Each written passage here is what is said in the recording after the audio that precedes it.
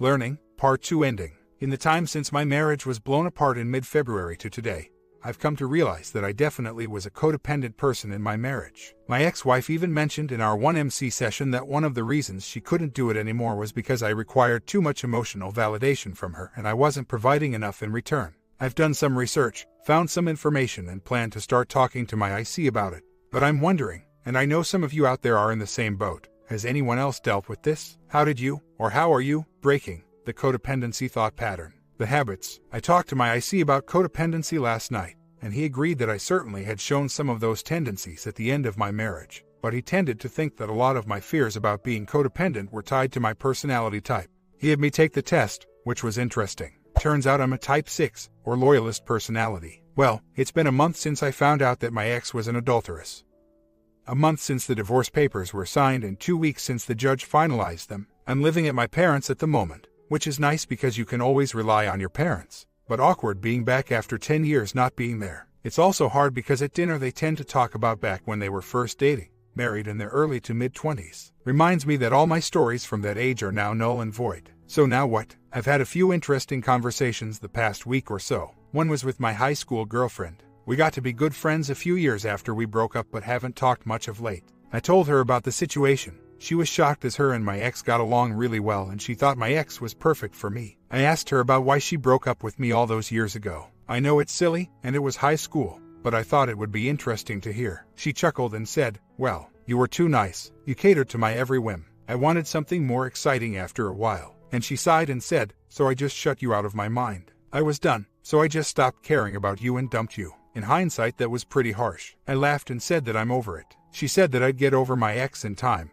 too. One interesting thing was that after I described what my ex did, she said, "Oh, wow, I've been having some of those thoughts about my husband." I told her that now she knows, talk to him. Don't let this happen to you. So maybe someone will benefit from this hell I'm enduring. The other conversation was with an old friend of mine. By old I mean he's 72, and a very interesting guy. Did psychological warfare for the army back in Vietnam and Eastern Europe in the 70s. I bring that up because he's a very keen observer of the human condition. We talked for damn near 2 hours and he brought up all sorts of interesting observations. I'll share a few, very edited ones here. He swears like you wouldn't believe. One was that he thought that my marriage was in trouble many years ago when I made a comment to him about how before I met my ex, I was hemorrhaging money and she got my house in order. And it wasn't so much that that happened, but rather that I talked in terms of such adoration of her, that I was indebted to her for this. He pointed out how unhealthy this was, and he started to notice this in other things I'd say about her. That no man should be in adoration of his wife, he should appreciate her, should love her, but never worship her. The next was 2 years ago when I lost my job. After a few months of unemployment, my wife almost left to go to her parents to think. My friend said that her only reaction should have been, "FCK that job. I never liked those guys anyway. Besides, now we get to spend more time together. We'll get through this. If I have to work 2 jobs for a bit, then that's what I'll do." He emphasized and re-emphasized that point. Told me that's the point that I should have walked because any wife, any friend, who would consider leaving in that situation for any reason wasn't worth it. He was right. Finally, and I'll share this more for humor's sake, he said that my ex probably started detaching completely a year ago or so.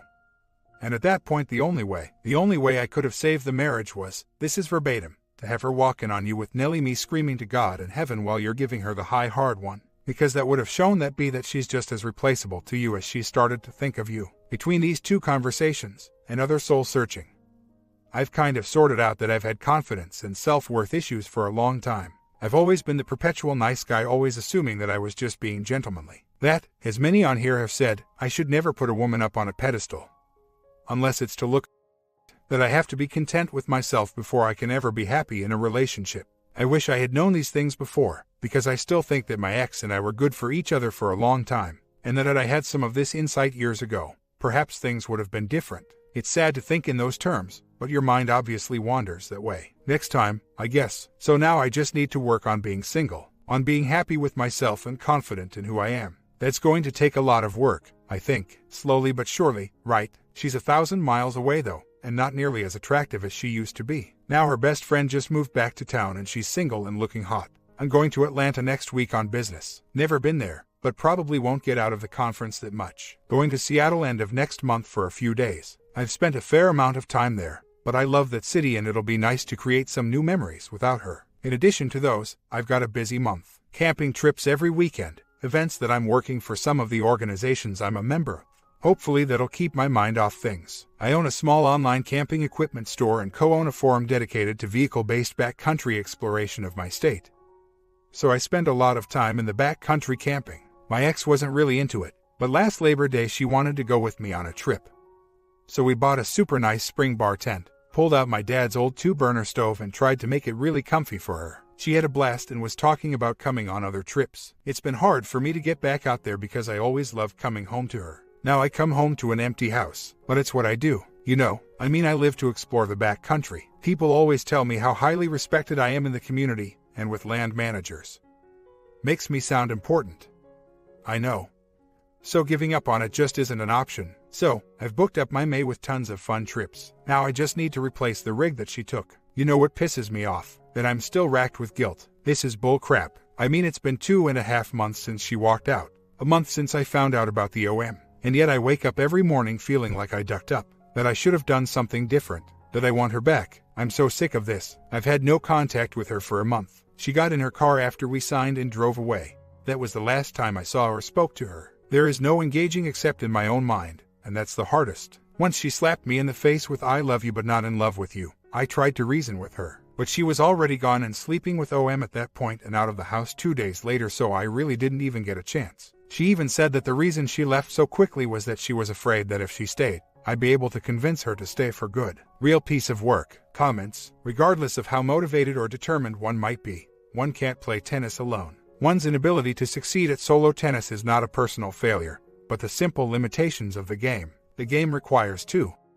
Story 2. I have been married for almost 5 years, and although our marriage was a rushed one, we found out that she was going to have a baby during the week that we were taking a breather from our 3-month relationship. Dating. I fell in love in the subsequent years. We had previously discussed a mutual desire to have a baby and that we were ready. So we were overjoyed. But whatever, she was 30 at the time and I was 37. We had our problems and therapy helped them for a while, but we got complacent, stopped going, after a month or so. And eventually the old problems. Mostly communication issues. We had before reappeared. We decided to go to therapy again. Again, it seemed to help work, but those sessions lasted even less time than the first. That was 2 years ago. Intimacy became a thing of the past and we haven't had slept together for a year or so. Infidelity is not an issue. We went out to eat 3 weeks ago. I was making an attempt to woo her and try to the romance back into the relationship. At the start of the meal, she asked what this was all about and I told her what I was trying to do. That is when she dropped the bomb. I have been doing some soul searching for a while now and I think that we should separate. I don't know if I was in shock or was just trying to save face. But I didn't bat an eye. I agreed with her and said that it was probably best. She was relieved. During dinner we were already planning a move. We rent. That night and the next morning I was able to process all that was happening and I stopped and said to myself, no, I am going to fight for this marriage. I see so many marriages that involve infidelity, abuse, alcoholism. You name it, and they can and do survive. I thought that this one was worth saving. I woke her up the next morning before going to work to tell her this. I can tell that now she was totally disappointed that I was intending on not letting her go without a fight. We had agreed on therapy, but her intention for that was to remain amicable through the process for the sake of our girls. 4 years divided by 18 months. My intention was to save my marriage, family. I asked her if she would reconsider and that we know that therapy had worked in the past and why not immerse ourselves in that for a long period this time. She would not budge. Her mind had been made up. I have a strong suspicion that her friends, with no children mind you, were helping her in standing steadfast. She needs to find herself and reconnect the bond we once had, she says. But apparently the only way we can do that is turn our girl's life upside down and tear my heart out. I was completely devastated. I cried like a baby for 1 straight week and I still get into crying jags. I am angry, frustrated, and feel absolutely powerless, because I cannot force her to stay. Over these past few weeks, though, acceptance and therapy 2 times per week has helped a lot. It has helped me move on. My first reaction was to ask her to leave the house because I couldn't even look at her face without breaking down. And I am trying so hard to keep it together in front of my girls. She stayed at a friend for a week and I am more comfortable with her being in the house. So she is back and we are trading couch, bed for the next 5 weeks until we both move. I have never been so hurt in my entire life. I would have rather been beaten with a baseball bat. I feel as though the rug has been pulled out from under me. I already have a place to stay near the beach in California. But she still has to start looking. I begged and pleaded to try to work this out and still stay, but she will not budge. I guess that is what helping me move on. So, I finally got to sleep last night and had to wake up 3 hours later to go to work. I am wondering if part of the reason I had trouble sleeping is because the W is back, but I guess I will find out if it continues to happen for the rest of the week. We said we would have her back in the house on a trial basis. Today was an angry yet hopeful day. Angry that this crap is happening to my family. Angry that we let it go this far, and hopeful that I will eventually get over this. Her and move on. I have no idea what is going to happen, and I hate that. There are so many issues, mostly communication, that need to be worked out, but that is part of reason for my frustration. I know that we can. This is the kind of stuff that therapy is for. I think, though, that the reason she is in therapy is to foster a friendship and make it so we can be amicable where the kids are concerned. It seems as though most of the problems that arise in our sessions are things that if I improve, she will love me again. That when I get my crap together, I'll be worthy of loving again. The truth is that I have to get it together for me and my girls. I do believe that I have been depressed for quite some time, untreated, and now that I am taking my antidepressants as prescribed, there is a marked difference. But that is not a panacea for all that is wrong with our marriage. It takes two, but I can't help but feel as though she truly believes that the failure of this marriage is my doing. It's so hard to be around her because I want to hold her and kiss her and, well, but it is too late. She doesn't want me, and that sucks. This is just so overwhelming. At this point, I can only take this one day at a time, and sometimes it's 15 minutes at a time.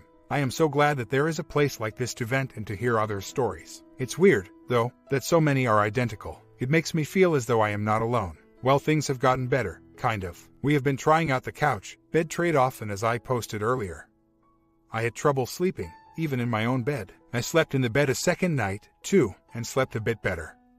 I woke up around 4:30 instead of 1. To make a long story short, she woke up, too, and started watching TV. I joined her. One thing led to another, and next thing I know we are making mad passionate love on the couch. We hadn't been intimate in a year, and I was always afraid that if we ever going to be intimate again, that it would be awkward and uncomfortable. It wasn't. We had a session with our therapist and told her what happened. I think that she was pleased. W and I always take a short walk after each session and talk a bit. And at the end of yesterday's walk we embraced and kissed each other deeply right in the street. I felt in love all over again, and it felt so good. We wound up both sleeping in the bed again last night and made love again. It feels so good to be held by her, kiss her, etc. But now I am super confused. Although we have made great progress in therapy, and will continue 2 sessions per week for a long time, my emotions are all over the place. I feel as though I have accepted the fact that she wants to have her space and to move separately to work out my issues, and now I don't know where things stand. I was supposed to stay at my sister's house this weekend, where I plan to be living with my 2 girls in September. But it looks like I'll be staying home. She says that we can just give each other space. We say that we are trying not to confuse the girls, but I can't help but think that they will really be upset if things change drastically if we fully separate in September. I feel as though we need to make some serious decisions, and soon. The girls deserve that. I deserve that. I don't want to go along thinking that things are improving and that there is a chance at staying together, just to have the rug pulled from under me, winding up just as devastated as before. I need to have a secure environment for our girls. I need to figure out where I am going and enroll my 4-year-old in school. We need to figure out finances. We need to give notice to our landlord. She needs to find a place to live. I need to get my head straight. I am very anxious about having the security of a roof over my head, and doubly anxious about my girls having the same thing. I am about to meet my wife for dinner, and we are going to discuss things. I so want to stay with her and avoid disrupting my life, but most importantly, our girls' lives. But I must say that I vacillate from wanting to stay to wanting to move on and get on with my life and creating a secure environment my kids. The roller coaster of emotions is taking its toll on me. Some days are great. Yesterday I had a glow, and some days suck, like when she makes me think that she wants to stick to her decision to move on. I want my happiness to depend on the decisions that I make, not someone else. So, we had dinner last night and discussed some of our options. She had the idea to rent the house next door to us. It's considerably bigger, more expensive, and stay in separate bedrooms to give each other space. I am still trying to figure out what that means. If she wants to go out, I don't protest, although I don't like it when she drinks and drives, which is what happens when she goes out. She also thinks that intimacy is confusing things. Well, one of our huge problems were a lack of intimacy. So I don't know exactly how that problem would be remedied while abstaining. I have thought about it some, and I think that if we are truly going to try to work this thing out, that we should stay right where we are for the next 6 months. That is the marker we agreed on to see if things look like they would be working out for us. I can deal with space as soon as I figure out what that entails. but I cannot deal with no intimacy. Lack of intimacy means that eventually you are going to be looking for it somewhere else. And that's a situation I desperately avoid. I feel as though my happiness, misery is wrapped up in her decision. I can't live like that. I need to stand up as man on my own 2 feet and find security within myself. Although I love her, I can't sacrifice my self-esteem just to keep everyone together. I am back and forth on this subject and it is making me lose sleep, focus, concentration. We have had slept together for the past 3 nights and slept in the same bed, and I would lying if I said it wasn't wonderful.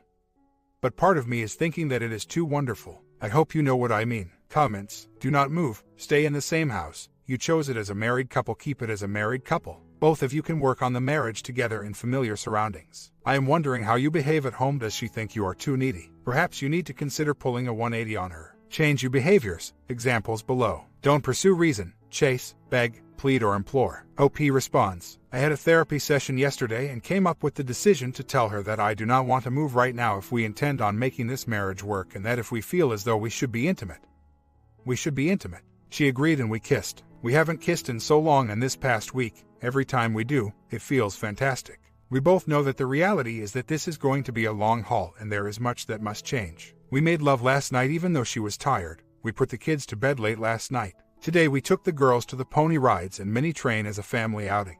We held hands while I drove. She mentioned that we hadn't done that since, well, we couldn't remember. We embrace and kiss all of the time, and I am trying my best, think I'm doing a good job, too, to remain independent and up from under her all the time. It's like we are falling in love all over again. I am trying to keep from floating into the ether, however. In all actuality, though it would be tough, I could deal with moving the girls out to my sister's. If that's what we decided was the best plan, we will make a definitive decision at our session on Tuesday. I have asked so many women friends what exactly space means, and I am willing to give her hers. It means that I need to develop my own life and my own interests. I will be too busy to be obsessing about what she is doing. I was a drug addict, alcoholic for a long time. I got sober way before I met her 10 years. And I think that it kept me emotionally retarded. It also made me an isolator. I shut myself away from the world for so long that personal relationships are difficult for me to exist in. Being estranged from people became the norm. I need to learn how to be around people again. I used to be a popular, outgoing person, even without booze, meds. I know I can do it. I have much to offer the world, my girls, my wife. Perhaps this is the situation that will help to finally achieve those things. I have a strong suspicion that no matter the outcome, I will emerge a more fully formed man. Months later, we entered intensive therapy and also started seeing our own personal therapists. It saved our marriage. Things now are better than when we first got together. We still have our disagreements, who doesn't? But we have developed the tools to deal with them in a constructive manner. I personally have grown as a human, and if we were to split up today, I would be disappointed, but not devastated. I changed all the things she felt were a problem in our marriage: lethargy, procrastination, unreliability, complacency. Antidepressants certainly helped. I stopped feeling sorry for myself and somehow pulled out of my funk. I saved my marriage, and most importantly, I saved my family. I am so glad that this forum was here to provide a place for me to vent and to put my feelings down in print. If you are in a similar situation, don't despair. Fight for it. If it doesn't work out, so be it. But clean up your side of the street and realize that that's all you can do. You will come out the other end a better, stronger person. A year later, I experienced a roller coaster of emotions. But, as is life, the story isn't over. And the happy ever after might not be so happy. Therapy did save our marriage, and we continue to go to marriage therapy. I also see my own personal therapist, lately 2 times per week. The issue: I told my wife that I no longer wish to be in a relationship where my wife needs to contemplate whether or not she loves me. As I've said before, our marriage did not begin under the most auspicious of circumstances. But through therapy we fell in love. Probably for the first time, or so I thought. When I last posted, things were rosy, and I was on cloud 9. My wife also started seeing her own personal therapist and was prescribed meds. She was diagnosed with lower-level bipolar disorder. Then, slowly, over the last 5 months, the bottom fell out. Fights were more frequent. The wife's moods became more erratic. There was more screaming in the household. I hate to hear screaming. Then it dawned on me, she had stopped going to her therapist 4 months ago, and spottily takes her meds. In addition to all of the above, I started noticing that she seemed to cringe if I went to hold her hand. I would get the cheek when I went in for a kiss. I brush my teeth on a regular basis, I will have you all know, and a general look of disgust any time she looked at me. I got fed up. I guess I am thin-skinned when it comes to those sorts of things, so I was starting to think that something was wrong. Well, at our last session, on Thursday, she admitted it. She's just not into me. Ouch. I must say, though, that this isn't anywhere near as bad as it was about a year ago when we almost split up. My emotions run from liberation, to rejection, to fear, to regret, to sadness. If only she had said I love you in that session. She was pointedly asked the question. Things would have been fine. But I had gotten the answer I asked for. Brutally honest. I told her directly after the session that I could no longer be in a marriage where my wife didn't love me. She didn't disagree. I wished she had. I truly love her. She says I don't, but I do. Next thing I know, we are planning a divorce. We plan on moving out, separating in February when our lease is up. Go figure. Our finances have been in a tizzy for the past year. But I, had recently started to reduce our debt, etc. As far as me falling behind on things that I had changed, yes, I think that I was more on the ball about stuff. Work, kids, bills. Most of the things I handled, and let it slide a bit. Concerning therapy, meds for her, I think it is hard for her to face that she has a condition. And I think complacency set in. The thing is that we gave it a try. I realize that even though I hurt now, I think it is more grief over losing a family unit. Though I love her, I don't even like her anymore. She simply is not nice. Not just to me. I observe how she talks about others. The way she always has, at least since I've known her. I don't think that she feels good about herself, and it manifests itself through anger, spite, and ambivalence. We will remain friends. I have plenty of friends who are garbage. But the difference is, I don't have to wake up next to her. She brought home the obligatory How to Divorce books from Barnes & Noble yesterday, and I felt the sting of reality. My sister thinks that she is just being mean. I don't care what she is being right now. I've lined up a place for me and the 5-year and 3-year to live in, which they will love. And in an area where the schools, neighborhood are 10 times better. The day's emotions vary: elation, regret, sadness, anger, self-pity, hopefulness. But at least they aren't despondency, which is pretty much where I was last year. I am frustrated with me for not having the self-esteem to get out of this earlier. I feel as though she stayed because I begged, and now I feel she resents me for it. I must say, though, it is so much less painful this time around. I know one thing, though: today is a good day. A year ago, somehow I got my wife to go to therapy. And I am glad I did, because it taught me tools that I can use in future, more fulfilling relationships. But the truth is that she simply was not into me. If he is into you, and somehow comes around to the idea of therapy, great, go for it. But if not, you owe it to yourself to move on. You are worth more. Go out and get a job. Make new friends. Make it a habit to do, each day, something selfless for someone else. Anyone, a stranger, doesn't matter, and get out of your head. Build your own life and stop living vicariously through your husband. My wife gave me a laundry list of things that I had to change in order for the marriage to work. Guess what? I changed every single ducking one of them, and she still wasn't into me. She was still resentful. She even admitted it. It was her. She just wasn't into me. It was time to move on. I made the decision on a Sunday afternoon, a day after celebrating our 6th anniversary. Several days before our regular Thursday therapy session, I made it directly after watching the Steve Jobs commencement speech on YouTube. I had tears in my eyes. I took off my wedding ring and put it in the drawer. She didn't notice for over a week. It was the slap in the face that I needed to snap out of it. There are no promises in life and how long you have on this earth. Do you want to squander them away pining for some guy who wants out? Let him go. Get on with the business of getting busy. Everyone, stay out of your head. Use your resources wisely. Call me crazy, but I have better things to do, like move on with my life and let fate deal her. Love TV's comment. Hope you guys enjoyed the ending of both of these stories. I tried hard to upload every day this week. Hope you guys appreciate it. And I'll work on the next one after my lunch.